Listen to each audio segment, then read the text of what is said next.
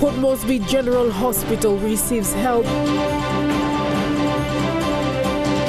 Opposition make calls to table reports. And Islamic New Year celebrated in PNG.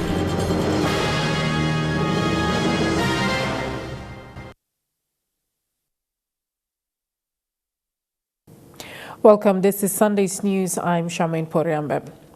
Port Moresby General Hospital will continue to operate despite constraints faced during the pandemic. Chief Executive Officer Dr. Paki Molumi says its frontline staff, including patients, are paramount while delivering specialty and basic health services. Dr. Molumi also announced plans to open another ward facility at the Taurama Aquatic Centre, with Rita Flynn seeing rise in admission. Speaking during a presentation in Port Moresby, the Chief Executive Officer of the country's referral hospital says its services will continue. Dr. Molume says in partnership with the NCD Provincial Health Authority, its services will continue to assist to fight the COVID-19 pandemic, at the same time protecting its staff and patients. We have to look after our staff. Second is to protect our patients. And third is PMGH must continue to provide the normal services. While we concentrate on COVID-19, patients with TB will continue to come, with malaria will continue to come. If we do not immunize our children, 6 months down the line we'll have a measles outbreak. We deliver 15,000 babies per year, 40 to 50 babies a day. Our labor ward must continue to be open. Port Moresby General Hospital is assisting the NCD PHA to also cater and operate the Rita Flynn Isolation Facility. With rising cases in the nation's capital, the POMGEN CEO says admission is climbing, with the 60 beds expected to be filled. Plans for a new ward creation is in talks. With the 60 beds at Rita Flynn, it's going to become full. So we are planning to open up a Taurama Aquatic Centre so that can take some load as well. Dr. Molume expressed this while receiving support of a 3-month supply of water by Coca-Cola Amatil PNG. The business giant says these are efforts to support staff and other frontline workers during the pandemic. Yes, we really appreciate the tremendous sacrifice and work they're doing. We're very happy to be able to basically recognize the effort, donating that water for the next 3 months. It's a big relief to us. It's going to save us on some of our operational costs so that we use our resources to look after the patients. Jack Lapava Jr., National EMTV News. With COVID-19 keeping much of the country's attention at bay, Parliament's sitting for the August session is set to resume come Tuesday 25th. In anticipation to this, the opposition has come out in a statement calling on the government to table the long overdue supplementary budget and the economic reports in this month's sitting. Has no oversight. A supplementary budget that was supposed to be tabled in the last parliament sitting to shed light on the government's expenses on the millions of kina spent without the sanction of parliament. The statement made by the leader for opposition, Belden Nama, in a release to media. The call to table the supplementary budget, the completed audited report into the use of the first 23 million kina COVID funds, and the release of the mid-year economic and fiscal outlook, accompanied by a statement on the state of the economy. Nama states the government is duty-bound to do so when the national budget assumptions are a put-off killer by socio-economic circumstances beyond its control. And such a situation exists with the COVID-19 pandemic. As it stands, Parliament is likely to approve expenditure that has already been incurred retrospectively, which will be considered wrong. The opposition leader's call paves way to highlighting how the economy is trending during the pandemic and for the government to highlight a plan for the long-term gain. Nama says it must be made clear to the citizens of PNG the ripple effects of the pandemic on the economy. further expounding on the effects of the stalled Papua LNG project, the long-term gain for the 2,000-plus employees of Pogera, and the recent closure of Oktedi and Wafi Golpu due to confirmed cases of COVID-19. Additionally, the preview of the opposition statement in Parliament calls for a full report of PNG's national security following the violation of PNG's airspace by an aircraft which crash-landed in the act of airlifting an enormous amount of cocaine on July 26th. The onus is now on government, whose solemn duty will be to assure the people of their security, and this is expected to be done so in Tuesday's August sitting. Annette Cora, National EMTV News. Meanwhile, the leader of opposition also expressed concern, stating that PNG will not be a testing ground for any vaccine, commending the COVID-19 controller David Manning for refusing entry of Chinese national employed by Ramon Nicol and was subjected to a certain vaccine for SARS-CoV-2 trial on August 10th. Calling on the government to obtain very clear information on what exactly is happening, Nama questioned why mine workers from PNG's mine targeted and why they were sent back here instead of awaiting results of their trials back in China, adding that if China is trialing the vaccine, they must keep them for observation back in China and that PNG is not a testing ground for them. Nama demands governments get an official statement from the Chinese government and from Ramon Nicol Company to explain this. Given the surge of COVID cases in the nation's capital, personal protective equipment, particularly masks, has been on high demand lately. Frontline enforcers of the pandemic measures like police has been running short of protective face masks for its officers and have almost dispensed most of its supply. However, a timely donation by the Indonesian embassy has seen to the replenishment of the constabulary's supply of face masks for police to wear when out on duty. 2 cartons containing 4,000 face masks were presented to the Metropolitan Superintendent for NCD Pero Dranau on Friday. Acknowledging and appreciating the timely donation, Metub Dranau said resources allocated for COVID-19 operations are being dispensed much quicker than on any normal operation. Utilize this one because as I can see, our policemen, the stock from each police station is gone down. We'll be distributing to all the 15 units that we have about 800 plus members in the city. So thank you very much on behalf of the police here.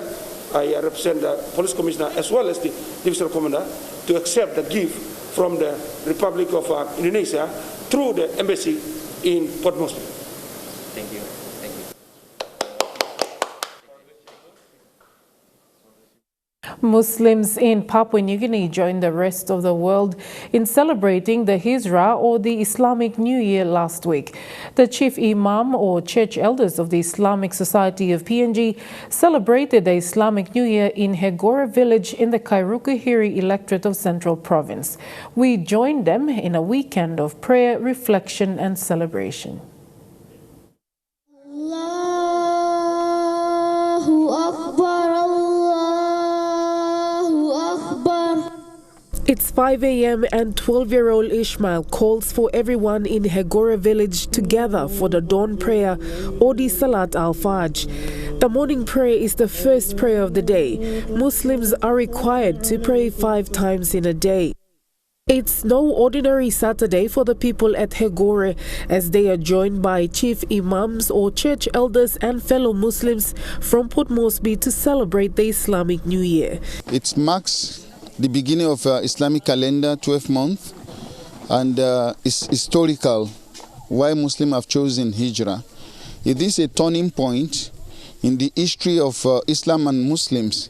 It is a period when Prophet Muhammad ﷺ and his companions migrated from Mecca to Medina, looking for safety, security and peace.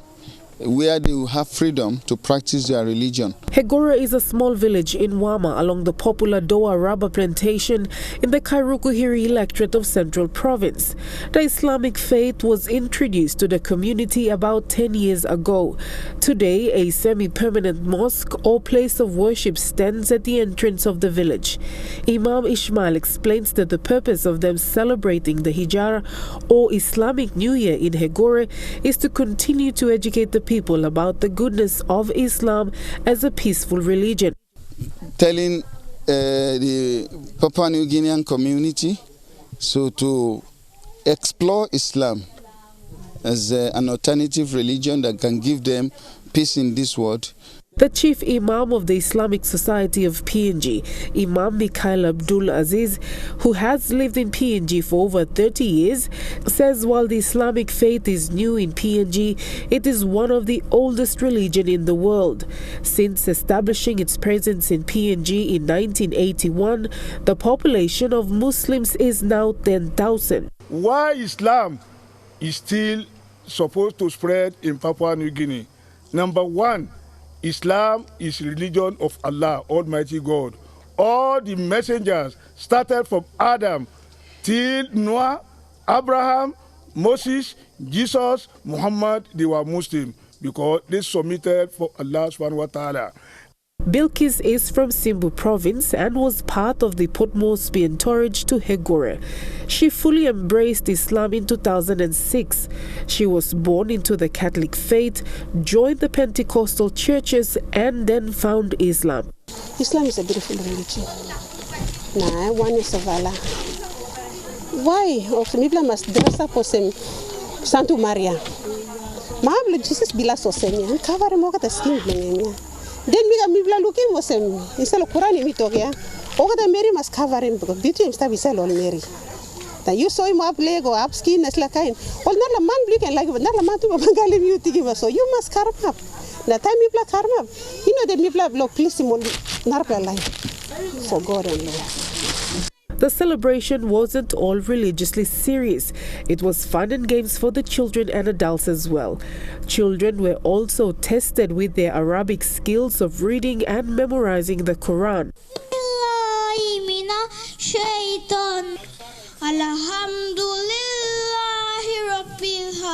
Assalamualaikum warahmatullahi wabarakatuh. The top students were given prizes to help them in school. The visit to Hegora isn't the first nor the final, as the church has bigger plans for the small Muslim village. Barakau United Church is the host for the 16th annual synod in the Red Scar circuit of Central Province. Believers turned up in numbers to witness the opening recently. The church was also presented 15,000 kina by Kairukuhiri MP Peter Isoaimo to support host the 8 days program in the Hiri East LLG.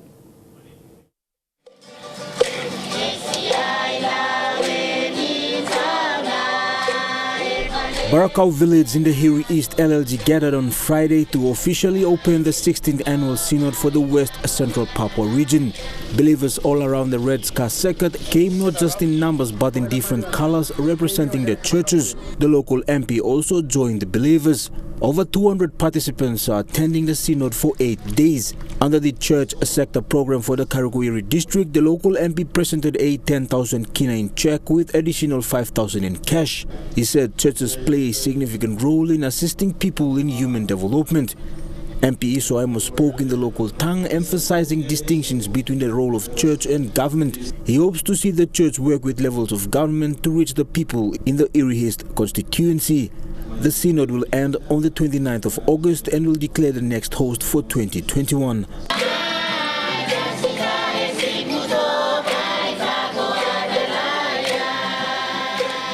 Jagla Power Jr. National EMTV News. Papua New Guinea adopted the 23 2030 Agenda for Sustainable Development to achieve the country's Vision 2050. The Sustainable Development Goals were adopted by all United Nations member states in 2015 to end poverty, protect the planet, and ensure people enjoy peace and prosperity by 2030. Papua New Guinea now has a climate response roadmap for Sustainable Development Goal 13 on climate action. The roadmap presents 30 major and important actions that the country will implement from now to 2030 in responding to climate change.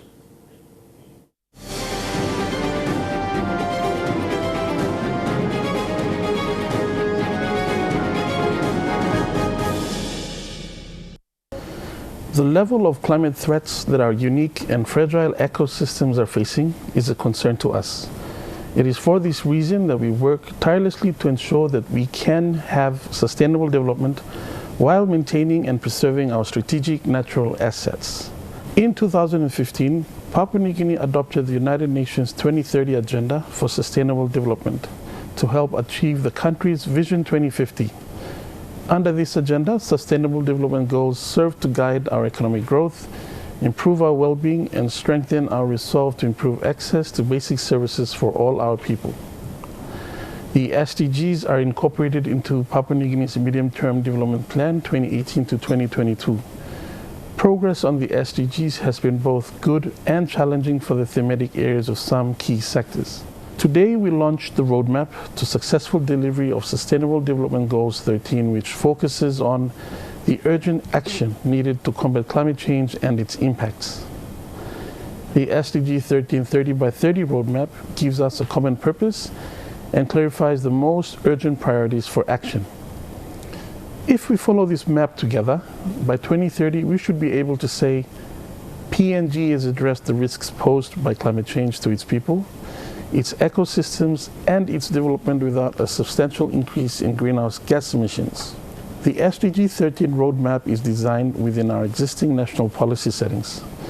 It does, however, highlight emerging areas of social and economic or environmental significance.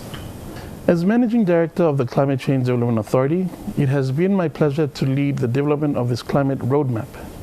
It has also been a privilege to work closely with the Department of National Planning and Monitoring and all our good stakeholders from the government agencies, civil society, and private sector in its development.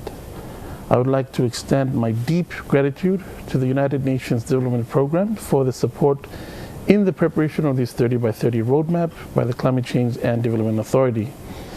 UNDP has been a trusted ally for us and the United Nations community. Other non-governmental organizations and our bilateral partners have played an important role in our successful climate change action to date. I'm urging all UN agencies, partners, and accredited entities in countries to support our climate change country program and provide the much needed financial and technical assistance to our national stakeholders. Action is urgent, we have the map, and we know where we are going. I ask you to join us on the journey. Thank you. It is truly a pleasure to be part of this launch. I would like to start by congratulating the Climate Change and Development Authority and the government on the launch of the Climate Change Roadmap. It is a culmination of months of work, a thorough consultative inclusive process, and it sets a benchmark.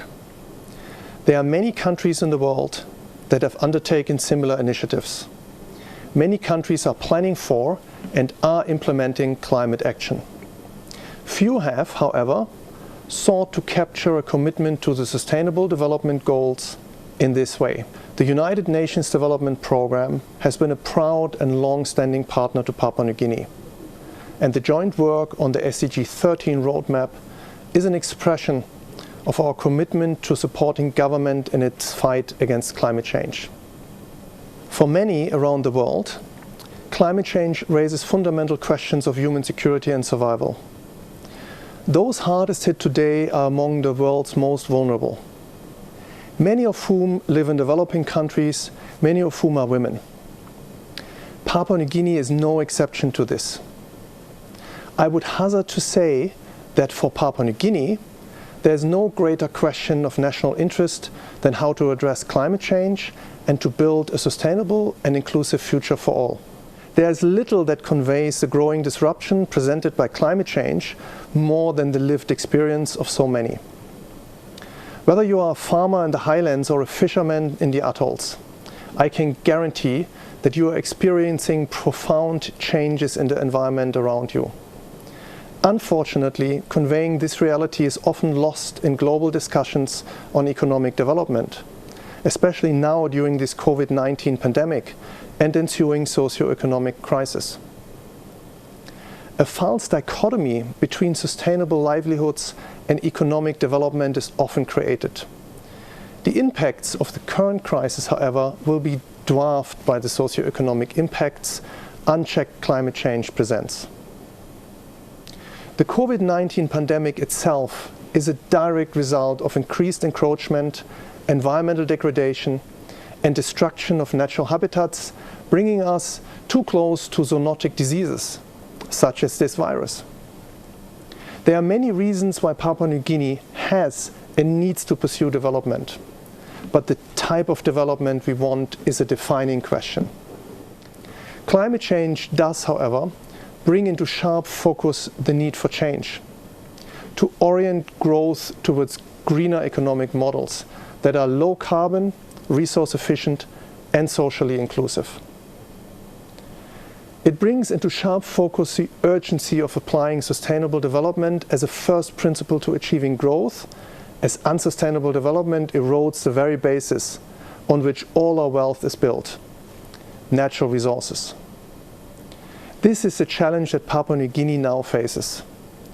But with every challenge comes opportunity. The Sustainable Development Goals are a blueprint for achieving a better and more sustainable future for all. They address the global challenges everyone faces.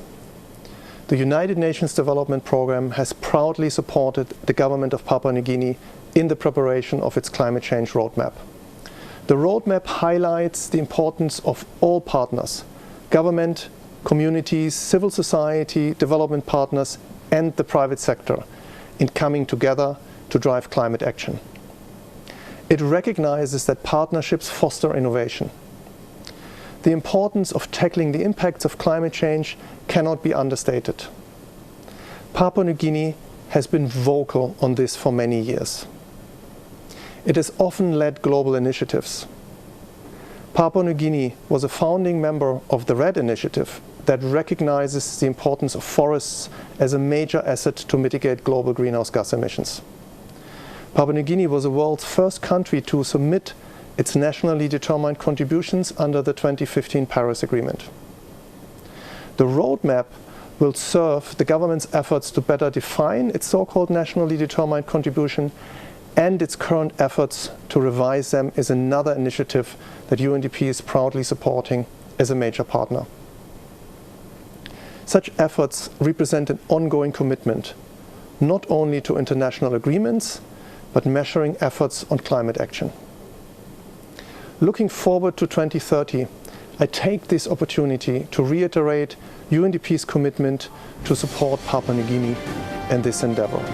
Thank you very much.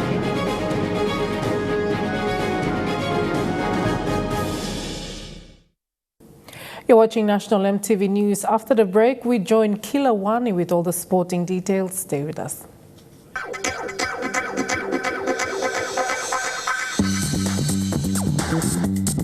Trukai Sports.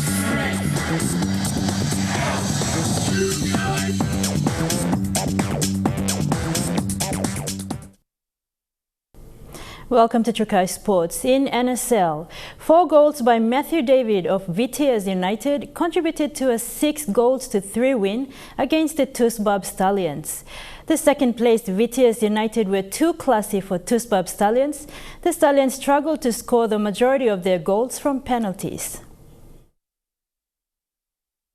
The second match of the triple-header in Port Moresby yesterday of the Kumul Petroleum National Soccer League saw the valiant VTS United take on the Tusbab Stallions of Medang Province. The second-placed VTS United came in as favourites against the fourth-placed Tusbab Stallions. VTS proved they were the team to beat, with Matthew David striking early in the 4th minute. And they might be at Matthew David!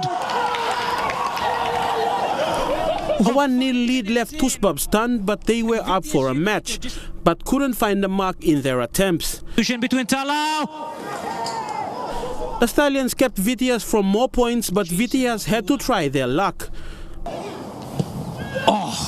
But Tusbab managed to equalize the score in the 40th minute through Jason Waduna. Tusbab Stallions looking for an equalizer. Drifts it in. Jason Waduna! But 3 minutes later, Jonathan Allen took the lead for Vitias. Vitias were poised to score more points, and Matthew David extended the Vitias lead with his second goal. Matthew David might make it 3! Matthew David! Vitias were up 3-1 at half-time.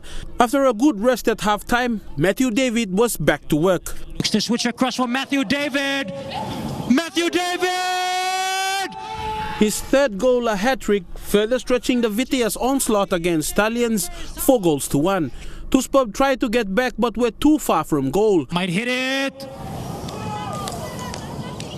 But a penalty to them gave them a clear shot at goal. Proving dangerous. This time Michael Sound getting one past the goalkeeper. For Tusbab Stallions! But just 6 minutes later, short passing by Vitias misled the goalkeeper, allowing Yagi Asasa to slot one in. Fugret might be far! Yes, it is! Yes, it is! But Matthew David wasn't done yet. Matthew David! Matthew David! The final goal by Matthew David, getting Vitias to a 6-2 lead. But Vitias again handed Tusbab a penalty. Pulong gets past. Oh yeah. This time Waduna with this crafty penalty goal. Waduna goal! The match ending 6-3 in favor of Vitias United, who keep their second spot on the Kumul Petroleum National Soccer League ladder. Felis Sukina, Trukai Sports. Round 3 of the Isuzu National Cup was held today at the home of cricket, Amini Park in the nation's capital. In the first innings of match 2 of round 3, PNG Reds were all out with 237 runs after 43.5 overs. Top scorer Hiri Hiri with 103 runs, assisted by Damien Rabu with 42 runs. Best bowler for the PNG Yellows, Norman Vanua with 4 wickets for 23 runs. In the second innings of the match, after 50 overs, PNG Yellows were down 9 wickets for 268 runs, chasing 269. Jason Killer was the top scorer at 52 runs. The Reds' best bowler Hiri Hiri taking 3 wickets for 42 runs. PNG Yellows winning the match by 31 runs. And that ends Trukai Sports for now. Charmaine will join you for the weather details. Bye for now. Trukai Sports.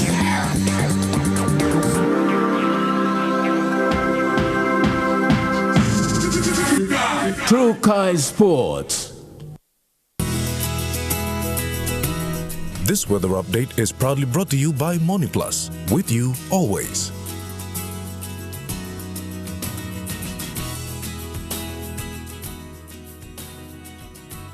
The weather forecast for the next 24 hours in the southern region: Port Moresby, sunny and fine; Daru, fine and sunny day; Alotau and Popondetta, mostly fine; Kerama, mostly fine, though partly cloudy.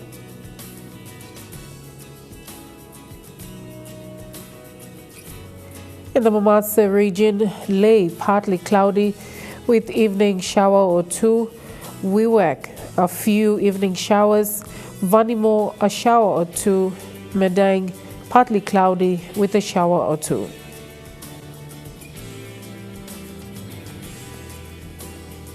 In the New Guinea Islands, Lorengau, chance of evening thundery rain showers; Kokopo and Rabaul, occasional rain showers and thunderstorms; Kavieng, partly cloudy with evening rain showers; Buka and Kimbe, occasional thundery rain showers.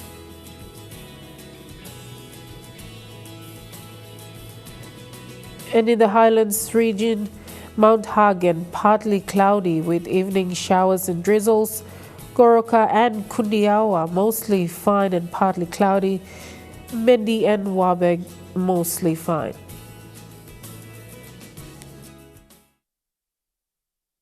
The weather update was proudly brought to you by MoneyPlus, with you always.